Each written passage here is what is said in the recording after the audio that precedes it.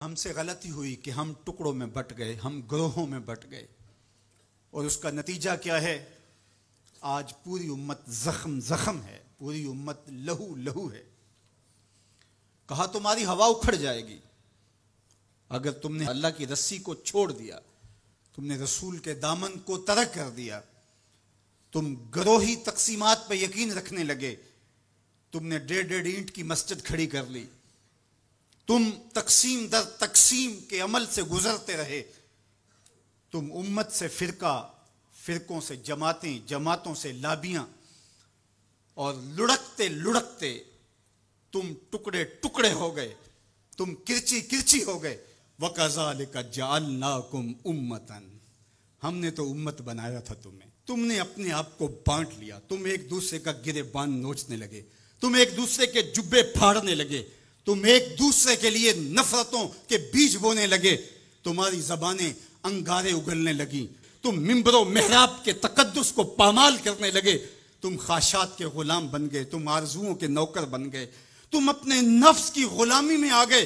تم تو غلام تھے آمنہ کے لال کے، تم نے کب سے نفس کی غلامی اختیار کر لی، تم کب سے خواہش کے نوکر بن گئے، تم کب سے نفس کے بندے بن گئے۔ تم نے امت بننا ہے، تم نے رسول اللہ کا غلام بننا ہے۔ تمہارا لب و لہجہ بتائے ہم حضور کی امتی ہیں، تمہارا طرز زندگی بتائے تم حضور کی امتی ہو۔ تم ترازو پہ کچھ تول رہے ہو تو لوگ دوسری طرف بھی منہ کر کے کھڑے ہو جائیں، یہ غلط نہیں تول سکتا، یہ امت رسول ہے۔ تم بول رہے ہو، لوگوں کو یقین ہو کہ یہ جھوٹ نہیں بول سکتا، یہ رسول اللہ کا امتی ہے۔ تمہاری وحدت، تمہارا زور ہے، تمہاری طاقت ہے، تمہاری توانائی ہے۔ تو فرمایا وَكَذَلِكَ جَعَلْنَاكُمْ أُمَّةً، ہم نے تو امت بنایا تھا تمہیں۔ آج حضور کے قلب اطہر پہ کیا گزرتی ہوگی جب شام کی بچیوں کے منہ پہ تماچے مارے جاتے ہیں، جب بغداد میں حضور کی امت خانمہ برباد نظر آتی ہے، جب برما میں آری لے کر کے اعضاء کاٹ دیے جاتے ہیں، دشت لیلہ سے لے کے کندھار تک، غزہ سے لے کے کشمیر تک لاشیں ہی لاشیں بکھری ہوئی نظر آتی ہیں، بستی بستی کریا کریا، صحرا صحرا خون، امت والے امت کا ہے کتنا سستا خون۔ شام، قدس، کشمیر اور برما، کس کس کا احوال کہوں، ہر سو زخمی، ہر سو لاشیں، ہر سو بہتا خون، امت والے امت کا ہے کتنا سستا خون۔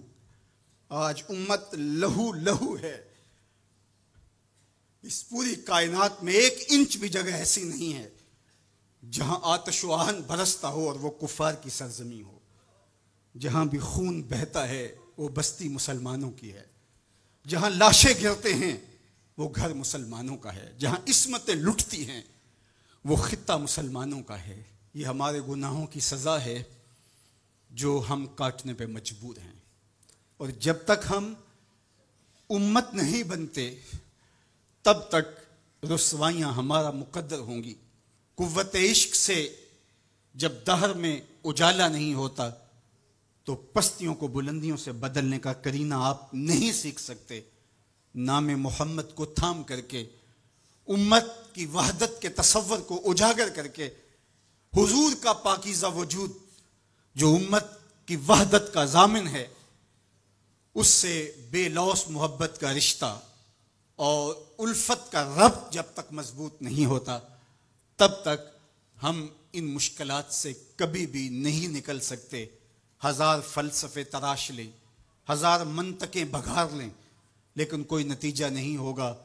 تمہیں نتیجہ تب ہی ملے گا جب حضور کے قلب اطہر کو آرام پہنچاؤ گے، جب امت بن جاؤ گے، جب حضور علیہ السلام سے وابستگی اپنا شعار زندگی بنا لو گے، تو پھر دہر میں اجالا اور روشنی حضور علیہ السلام کے نام کے صدقے سے نصیب ہوگی، اور تقدیر کا قاضی تمہاری سزائیں معاف کر دے گا، اور پھر نتیجہ تمہارے سامنے اس صورت میں نمودار ہوگا کہ تم بحر و بر کے مالک ٹھہرو گے، اور کائنات کے اندر حضور کے ساتھ وفا کے رشتے کے نتیجے کے اندر لوح بھی تمہارے ہاتھ میں ہوگا، قلم بھی تمہارا ہی مقدر ہوگا۔